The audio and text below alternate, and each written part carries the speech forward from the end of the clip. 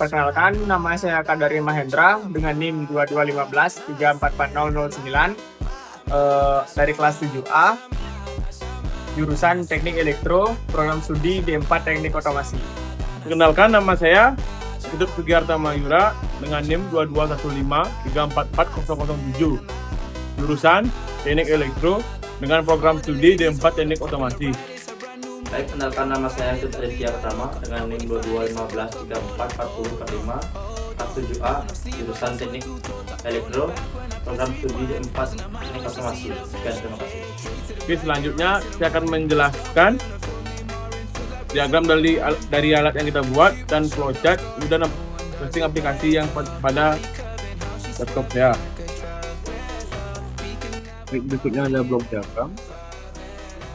Ini blok diagram pertama dari air kolam dan sensor pH dan sensor ADR akan mengirim data untuk pH dan flowrate-nya ke ESP.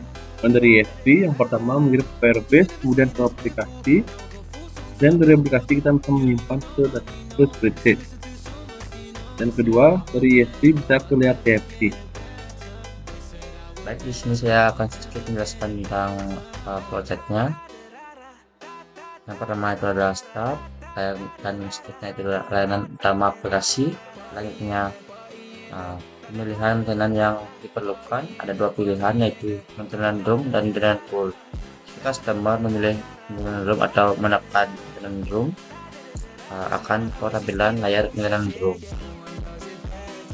Selanjutnya itu memilih device yang akan di maintenance. Selanjutnya isi data nama, tanggal, ruangan, dan keterangan. Selanjutnya menyimpan data ke spreadsheet dan data tersimpan pada spreadsheet dan selesai. Jika customer memilih maintenance pool atau menekan maintenance pool, akan keluar tampilan layar maintenance pool. Seterusnya ESP 32 langsung mengirim pH dan CL ke aplikasi. Terusnya pengguna melihat tampilan pH dan CL pada aplikasi. Selanjutnya mengisi data nama, tanggal, ruangan, dan keterangan. Selanjutnya menyimpan data ke spreadsheet. Terusnya data tersimpan pada spreadsheet dan selesai. Sekian penjelasan project dari saya. Terima kasih. Berikutnya saya akan menjelaskan cara kerja aplikasi. Itu yang pertama pada start, utama aplikasi seperti ini. Kemudian tampilan pertama kita sudah memilih maintenance yang kita perlukan.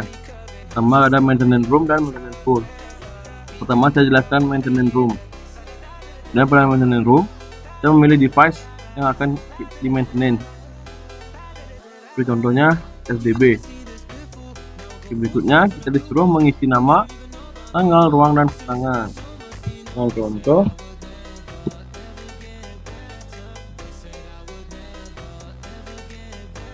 tanggal perang 7 Desember. Berikutnya ruangan 23. Ini contoh saja. Ruangan DP sudah dikasih. Oke, ini sebagai contoh. Berikutnya kita menyimpan data ke spreadsheet. Kita klik simpan. Oke, berhasil. Data berhasil disimpan. Berikutnya data akan tersimpan pada spreadsheet. Oke, kita akan mengecek pada spreadsheet terlebih dahulu. SDB, oke, masuk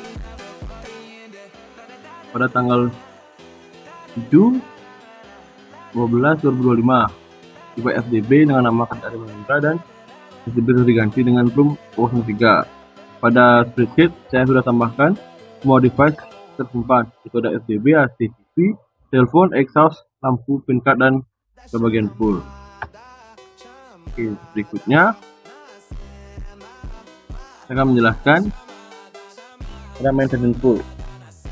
Dan pada layer maintenance pool terdapat bacaan pH, chlorine, keterangan pada ESP, dan nama, tanggal, room, dan keterangan seperti sebelumnya. Kemudian Sini ISP langsung mengirim pH dan klorin ke aplikasi, yaitu menggunakan sensor pH dan sebagai klorinnya itu sensor DHT. Dia langsung terkirim. Kemudian pada data di aplikasi ini, yaitu data yang lama sudah kita cek, makanya masih tersimpan, dia tidak terhapus karena kita menggunakan real time.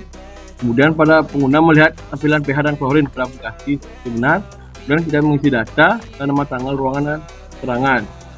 Itu namanya di contoh.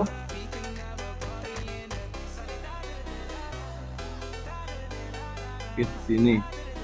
Dan pada tanggal misalnya kita ubah boleh adalah kemarin tanggal 6. Dan pada ruangan 307 misalnya. Oke, ini boleh diisi boleh enggak karena sama. Oke. Ayo.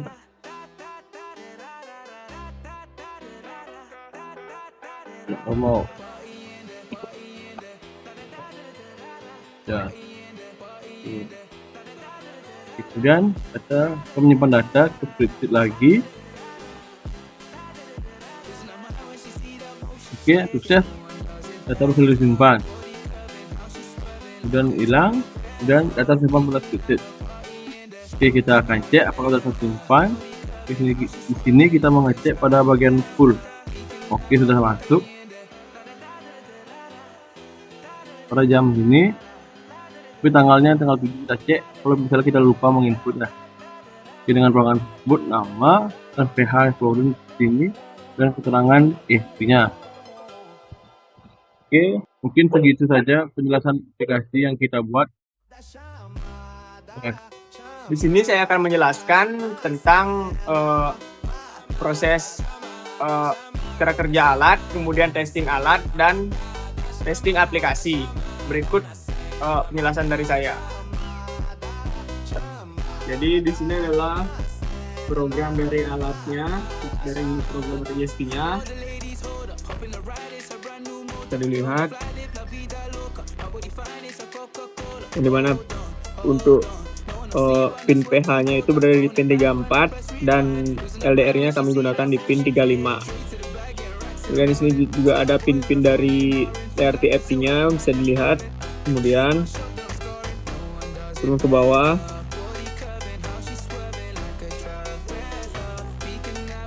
Ini adalah output dari status ideal dari klorin, yang dimana lebih dari sama dengan 1,0 dan klorin di kurang lebih dari 3,0. Kemudian pH rendah itu di indikasi rendah berada di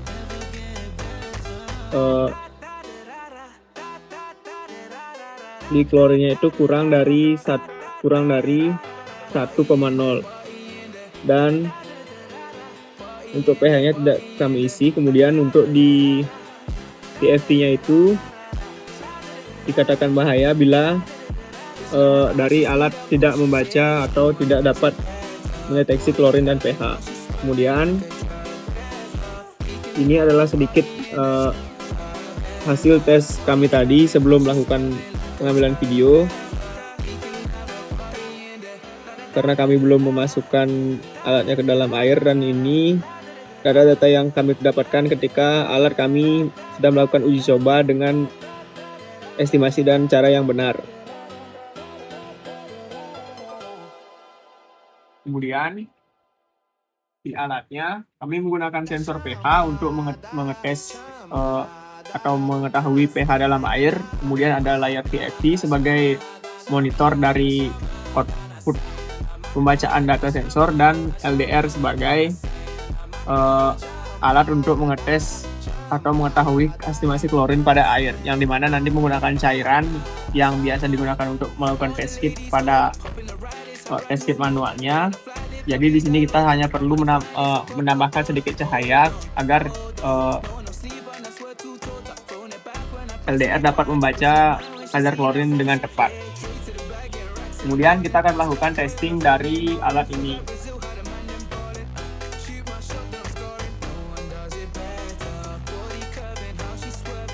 di mana kita akan mengambil air terlebih dahulu dari kolam renang yang kita akan tes.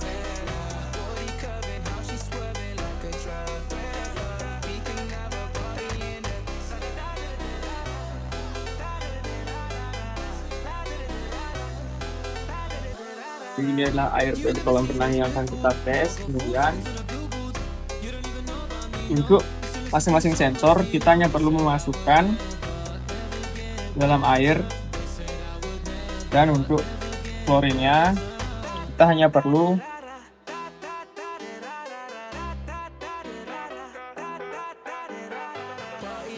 melakukan sedikit pencahayaan agar dapat membaca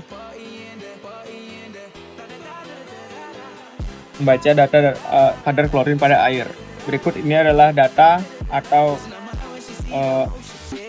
hasil pembacaan dari sensor pH dan sensor klorin, yang dimana pH yang didapat dari air kolam ini adalah 6,57 dan klorinnya itu di angka 1,46, dan itu termasuk ideal untuk sebuah kolam renang dengan kadar pH dan klorin yang didapat dari pembacaan sensor. Aplikasinya ini adalah dasar pembacaan sensor klorin dan pH-nya.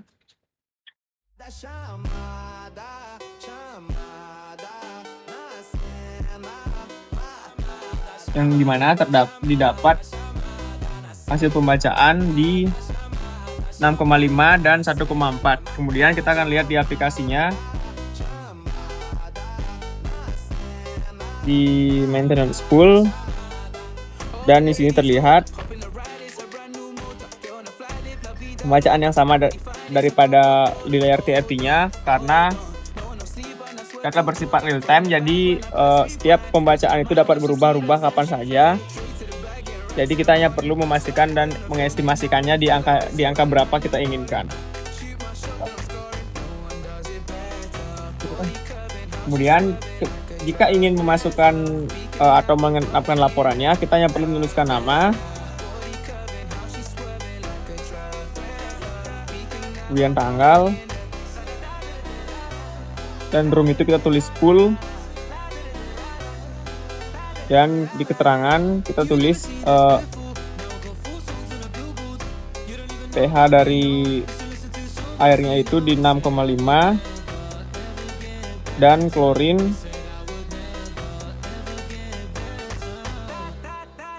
CL-nya di 0,86.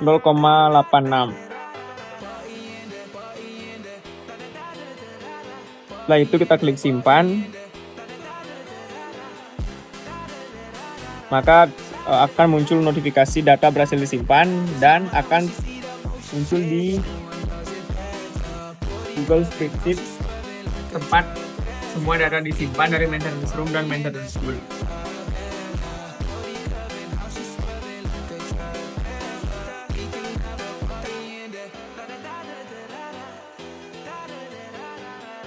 Berikut testing dari alat kami, dari alat pembacaan kualitas air di kolam renang, yang dimana menggunakan sensor pH dan sensor klorin.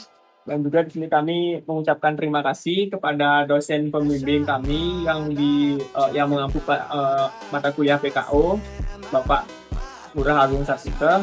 Kemudian atas kepercayaannya memberi kami tanggung jawab untuk menyelesaikan alat ini dan melakukan banyak revisi sampai alat kami dapat berjalan dengan baik dan video kami dapat sampai di titik sempurna di sini.